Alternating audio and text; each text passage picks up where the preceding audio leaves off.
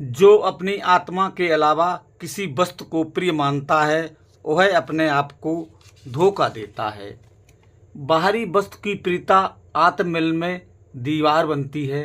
अतएव जो अपने आप से मिलना चाहे वह आत्मा के अलावा किसी वस्तु में प्रियता का भाव ना करे। मेरा केवल मैं हूँ, अतः इस संसार में निज आत्मा के अलावा कुछ भी अपना मानना अपने आप को धोखा देना है। सारा मोह छोड़कर अपनी आत्मा में डूबो, यही जीवन की सफलता है। धनी हो या निर्धन, विद्वान हो या अविद्वान, प्रजा हो या राजा, हर व्यक्ति भय, अनिश्चितता, अवसाद, दुख एवं चिंता से ग्रस्त है। इनसे पूर्ण मुक्ति तभी हो सकती जब शरीर से लेकर सारे संसार के संबंध में पूर्ण वैराग्य उदय हो। चरित्र जीवन की रीढ़ है। धैर्य और दृढ़ता उन्नति की आधारशिला है। लक्ष्य की तरफ निरंतर श्रम उन्नति का संबल है। स्वार्थ, त्याग, विनम्रता और मिलजुल कर काम करना सामाजिक संगठन तथा उन्नति के सूत्र हैं। तुम आज तक इस संसार से क्या पाए हो और आगे क्या मिलेगा, इस पर विचार करो। संसार से जो कुछ मिलता है वह छूटने के लिए ही। इस मिलने छूटने के झमेले में तुम्हें केवल चंचलता मिलती है। जहाँ पर अखंड शांति है वह अंतर्मुखता एवं स्वरूप स्थित है। तुम उन पर विश्वास करते तथा उनमें रमते हो जो तुम्हारे नहीं हैं, और जो तुम्हारा अपना है उस आत्म स्वरूप में न विश्वास करते हो और न उसमें रमते हो। जीवन का यह धोखा मिटे बिना शांति नहीं मिल सकती। इस संसार में किसी प्राणी, पदार्थ और परिस्थिति पर अपनी कोई स्वावस्था नहीं है।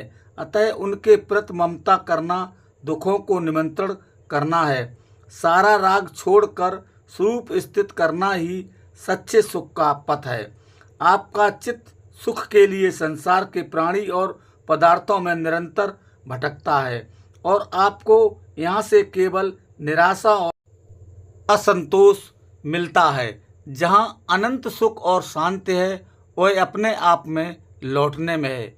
इसे समझो और अपने आप में लौटो। जीवन एक निर्झर धारा है जो अबाध गति से बह रहा है। यह बहकर एक दिन समाप्त हो जाएगा। इसके भीतर तुम्हारी स्थिर सत्ता है। तुम्हारा कर्तव्य है उस अपने आप में स्थिर हो जाना। जो अपने आप में स्थिर हो जाता है वह परम शांति पाता। भीतर दीपक जलाना असली दीप बलि है। सारा मोह मिट जाने पर भीतर का ज्ञान दीपक जलता है। पर का मोह मिट जाने पर ही स्व में स्थित होती है।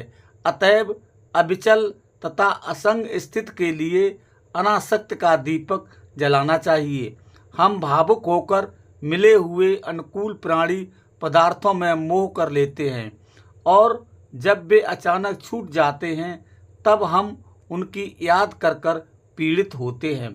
क्या ही अच्छा होता कि हम कहीं भी मोह न करते, यहाँ तक कि अपने माने गए शरीर में भी, क्योंकि यह भी आजकल में लुप्त हो जाने वाला है। हम प्राणी पदार्थों से जब अपने आप को जोड़ते हैं तब उनके आवरण हमारे ऊपर आते हैं और तब हम अपने स्वरूप भाव से विमुख हो जाते हैं।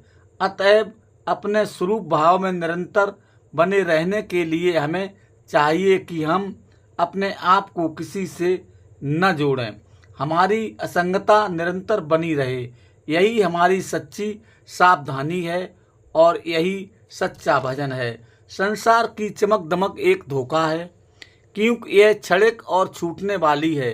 अतः मन और इंद्रियों के दृश्यों से लौटकर अंतर्मुख हो। भीतर जहाँ संसार शून्य है, हमारा चैतन्य तख्त है। भौतिक धन तुम्हारा असली धन नहीं है। तुम्हारा असली धन तुम्हारी अंतरात्मा है। उसे समझो और उसका साक्षात्कार करो। आत्मधन का बोध हो जाने पर मनुष्य कृत्य निर्भय तथा पूर्ण हो जाता है।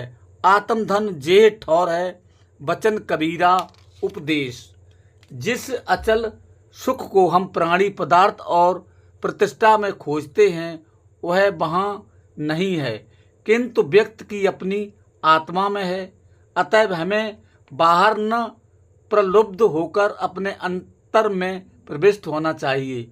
दूसरों को कट मत कहो, दूसरों का कट वचन सुनकर सहन करो, किसी से विषमता का व्यवहार न करो, सबसे समता का व्यवहार बरतो। शांति सबसे बड़ा सुख और उपलब्ध है। अपने चरित्र के सच्चे रहो, फिर जीवन में तुम्हें कोई आँच नहीं लगेगी। तुम्हारा सर्वस्व तुम्हारी सच्ची रिक्तता है। इसी से अंतरात्मा में शांति मिलती है और समाज में प्रतिष्ठा मिलती है। संसार की दशा दयनीय है, उससे तुम्हें क्या मिलेगा? संसार से तुम सुख चाहते हो, यह तुम्हारा घोर अज्ञान है। सब जीव देह अभिमान और विषय सुख की इच्छा से दीन, भयभीत, असंतुष्ट और पीड़ित हैं, परंतु उन्हीं से तुम तृप्त चाहते हो जो स्वयं दुखी हैं। वे तुम्हारा दुख कैसे दूर कर सकते हैं? तुम बाहर से लौटो और अपने आप में आओ। आत्म तृप्ति एवं आत्मलीनता अनंत सुख का सागर है। जिसे तुम चाहते हो वह तुम स्वयं हो, परंतु तुम्हें इसका पता नहीं। तुम उसे अपना मान रहे हो जो तुम्हारा नहीं है, और जो तुम्हारा अपना है उसे एकदम भूले हो। दृश्य जड़ तुम्हारा नहीं है, तुम्हारा अपना तो दृष्टा चेतन है जो तुम स्वयं हो। सारी आसक्तियों का नाश अपना आध्यात्मिक जीवन है। जब तक सारे जड़ दृश्यों के प्रति अखंड वैराग नहीं होगा, तब तक अविचल विश्राम एवं स्वरूप स्थित नहीं होगी। इस जीवन की विशेषता यही है कि हम किसी क्षण कहीं और किसी प्राणी पदार्थ में मोह न करें। मोह से हम बंध जाते हैं और निर्मोह से मुक्त हो जाते हैं। जब अंततः हमारे साथ कुछ रहने वाला नहीं है, तब हम किसी से क्यों मोह करें? शाश्वत शांति उसे मिलती है जिसे मृत्यु की सदैव याद रहती है। हमें जो कुछ मिला है उसका छूट जाना निश्चित है, अतएव अंततः वह हमारे लिए झूठा है। हम झूठे में अपना मन फंसाकर दुखी होते हैं। हमें चाहिए कि हम मौत की याद रखें, जिससे सब कुछ का वियोग नज़रों के सामने बना रहे। मुझ शुद्ध चेतन के अलावा जो कुछ है सब विकारी जड़ दृश्य क्षणभंगुर तथा छूटने वाला है। मैं देखता हूँ तो सारा दृश्य स्वप्नवत लगता है। इस स्वप्नवत जगत का मुझे थोड़ा भी मोह नहीं होना चाहिए। जड़ दृश्यों से परे मैं शुद्ध चेतन, असंग, पूर्ण काम एवं पूर्ण तृप्त हूँ। समाधि में पहुँचने पर संसार दृश्य शून्य हो जाता है और अपने आप में पूर्ण विश्राम मिल जाता है। जब हम समाधि से बाहर आते हैं तब प्रपंच पुनः सामने हो जाता है, परंतु दृश्यों में कहीं राग द्वेष न होने से कलेश नहीं रहता। जितना संभव हो बाहर न आकर समाधि में ही रहें, यही अच्छा है। समाधि जीवन की परम ऊंचाई है। जब जो कुछ मिलता है सच लगता है, परंतु तत्काल छूट जाता है। दृश्य संबंध कितना क्षणभंगुर है। मैं से मैं कभी नहीं छूटता, अतः मेरा अंतरतम तथा प्रीतम आत्मा ही है। अतः जो निज स्वरूप में निरंतर लीन रहता है वह धन्य है। जो आपा को पा गया उसे आपदा कहाँ है। सारे दृश्यों का मोह सर्वथा समाप्त हो जाने पर निज स्वरूप में लीनता होती है। विचार, वाणी, व्यवहार की मधुरता व्यक्ति की आंतरिक मधुरता का प्रकाश है, और यही अपने तथा दूसरे के सुधार, सुख और शांति का रास्ता है। कटु और व्यंग कहकर हम अपने मिथ्या अहंकार का पोषण करते हैं और दूसरों के दिलों को ठेस पहुंचाते हैं।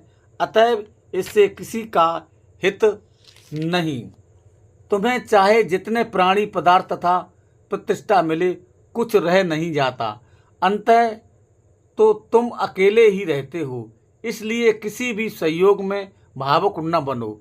हर्ष भावुकता है, शोक भावुकता है, राग और द्वेष भी भावुकता है। भावुकता उत्तेजना है। उत्तेजनाहीन मन शांत पाता है। तुम संसार से क्या पाना चाहते हो? पाई हुई कौन सी वस्तु तुम्हारे पास रुकने वाली है? तुम अनाद काल से पा कर खो चुके हो। जहाँ पाया जाता ही है, खोने के लिए वहाँ पाने में कैसा हर्ष। जीवन में पाना और खोना बंद नहीं हो सकता। यदि शाश्वत शांत चाहते हो तो पाने खोने की धुंध से अपना मन ऊपर रखो। जब सारा पाया हुआ अंततः झूठा हो जाता है, तब पाने की लालसा क्यों? पाने के मिथ्यात्व को अनेक बार देख चुको है। अब सावधान हो जाओ। तुम्हारे जीवन की सफलता है सब कुछ का मोह छूट जाना और अपने आप में परम विश्राम पा जाना। जीवन और जीवन संबंधित प्राणी पदार्थों के स्वरूप चल रहे हैं। इन स्वप्नों में हमें कहीं भी विमोहित नहीं होना है। इन सबके दृश्य आजकल में शून्य हो जाने वाले हैं। हमें तो सदैव के लिए अकेले शेष रहना है। तुम्हारे कर्म चाहे व्यक्तिगत स्तर पर हों, चाहे पारिवारिक, सामाजिक, राष्ट्रीय एवं अंतर्राष्ट्रीय स्तर पर, उनके फल यथावत आने हैं। तुम्हारे कर्मों की अवहेलना या क्षमा कोई व्यक्त कर सकता है? विश्व सत्ता की कारण कार्य व्यवस्था एवं शाश्वत नियम नहीं कर सकते। वे तो तुम जैसे अच्छे बुरे कर्म करोगे वैसा फल नपे तुले रूप में तुम्हारे सामने प्रस्तुत कर देंगे। यह शब्द, ये अमृत, बूंद बूंद अमृत पुस्तक से ये कुछ अंश आपके रूप सामने हमने प्रस्तुत किए हैं। ये पुस्तक हमारे गुरुजी श्री अमर साहेब जी, जो कबीर आश्रम मैनपुरी के महंत हैं, उनके गुरुजी परम आदरणीय श्री अबलाय साहेब जी द्वारा ये लिखित पुस्तक है।